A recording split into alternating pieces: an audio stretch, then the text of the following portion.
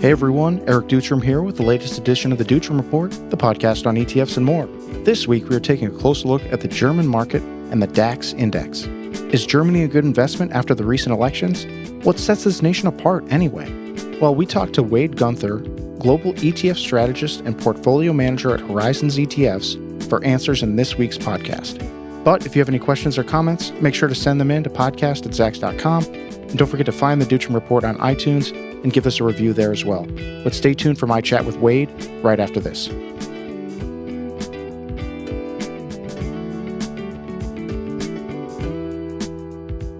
Okay, Wade, thanks for joining us today. I wanted to start off by focusing on what's going on in the German political landscape as of late. Some see the election results as bad for Merkel, and others are thinking the opposite. What do you think about this situation? Well, we think that re-electing Angela Merkel sent the message that Germany doesn't really want to upset the economic apple cart. And really, why would you? Because Germany is reaching a level of full employment with the unemployment rate hovering around 4%, and the real GDP growth has been consistent around the 2%. We also saw the September Purchasing Managers Index numbers come out. It was 52.8 in September. It was down a little bit slightly from August, but showing some strong expansion in that retail sales area. So that's like 10 consecutive months of growth there. So if you're somebody in Germany, you're thinking the economy is going really well, and why would you want some change? Now, to the answer, the other side of your question is some people are thinking this might not be a good thing.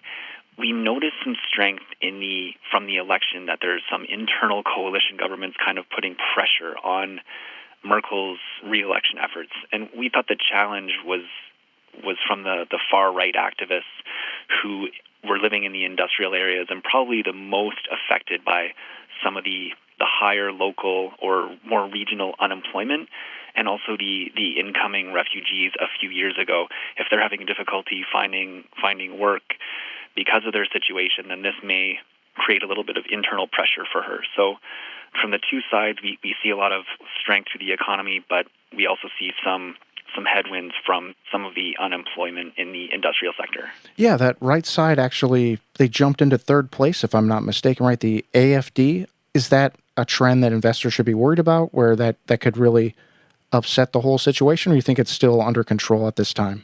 From our perspective, it's a wait-and-see approach.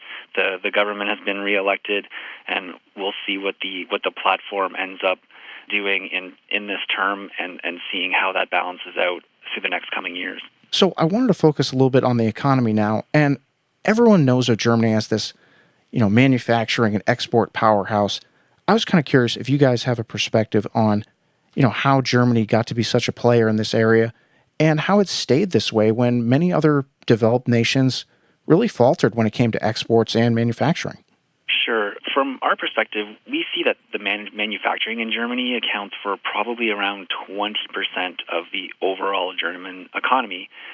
And manufacturing starts with great products. And if you look at the largest companies in Germany, such as Bayer, Volkswagen, Daimler, Adidas, these are huge multinational corporations that create goods for global consumption. So when you have this creates a huge balance of trade surplus when these goods are exported everywhere around the world. And Germany's a small country relative to the rest of the world, so it's positive to have such big companies in that country. Now, where are Germany's biggest markets?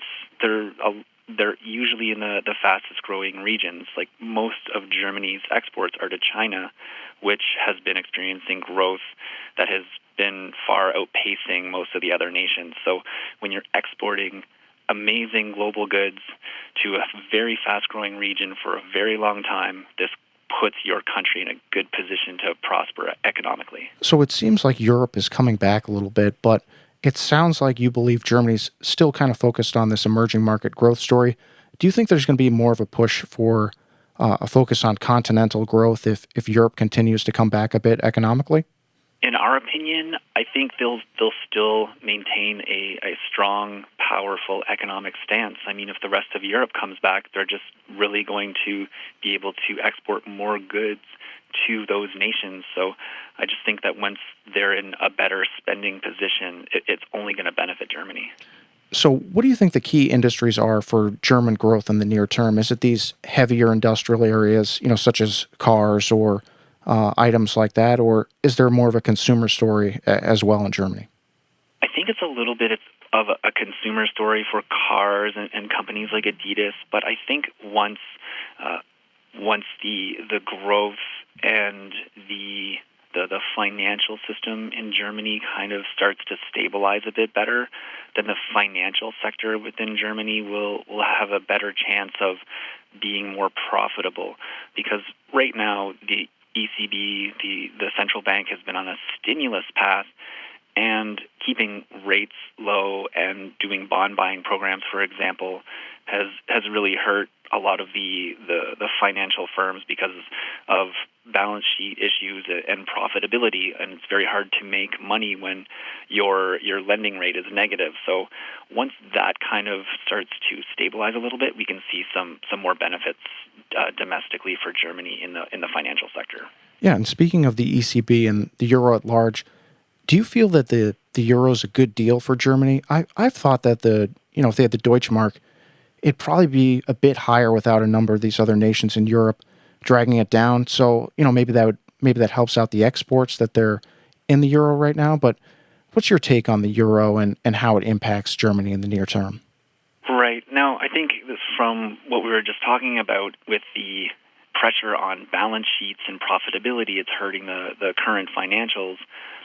So we can see Germany really not being a fan of the stimulus efforts, but on the other side, I mean, it's great for Germany's export function because their exports are now relatively less expensive to other currencies.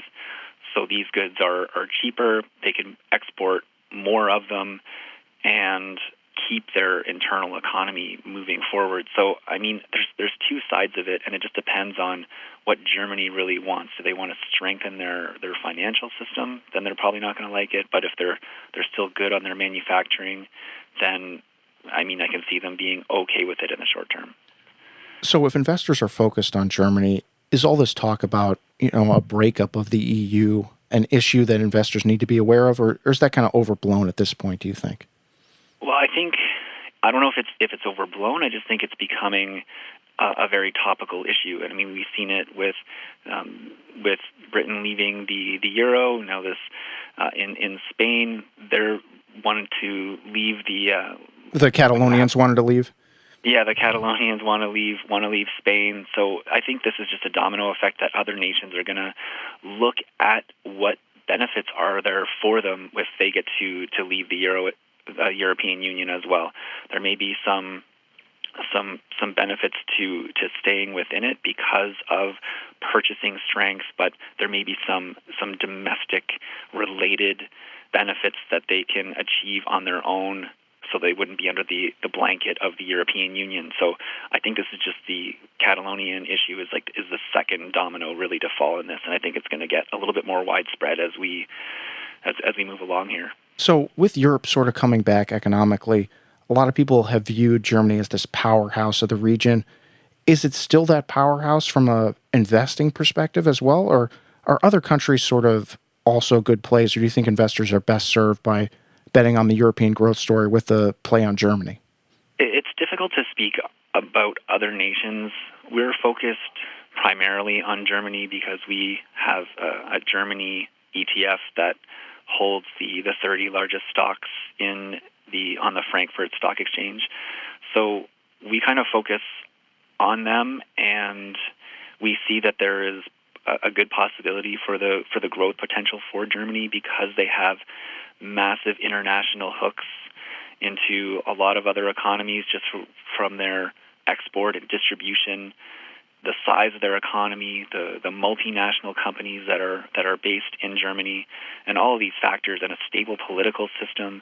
They have the ear of the European Union in terms of policy and decision making that could potentially help them strengthen their position in the European Union. So there's a lot of factors that we think are very beneficial for Germany, and we think that it's a good investment opportunity to be invested in Germany. Yeah, let's talk a little bit more about the ETF. So it's the Horizons DAX Germany ETF, ticker symbol DAX. I wonder how you guys came up with that symbol. Exactly. But now there's plenty of ETFs tracking the German market. What sets this one apart from some of the other players that are out there? Well, a lot of the ETFs in the U.S. that track German indices, a lot of them are hedged to the euro dollar. So that takes out the currency movement. And hedges often can be very expensive and then end up in the performance as a performance drag because the expenses are built into the fund.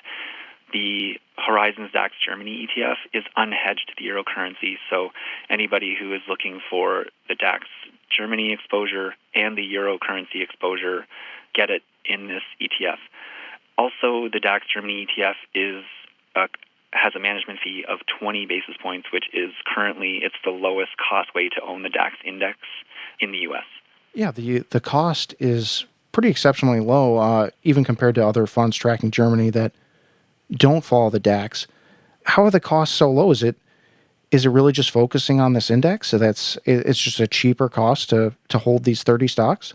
For us, it's inexpensive index to replicate. So we replicate the DAX index as closely as possible by holding all 30 stocks in the DAX and continuously monitoring the positions and rebalancing when required.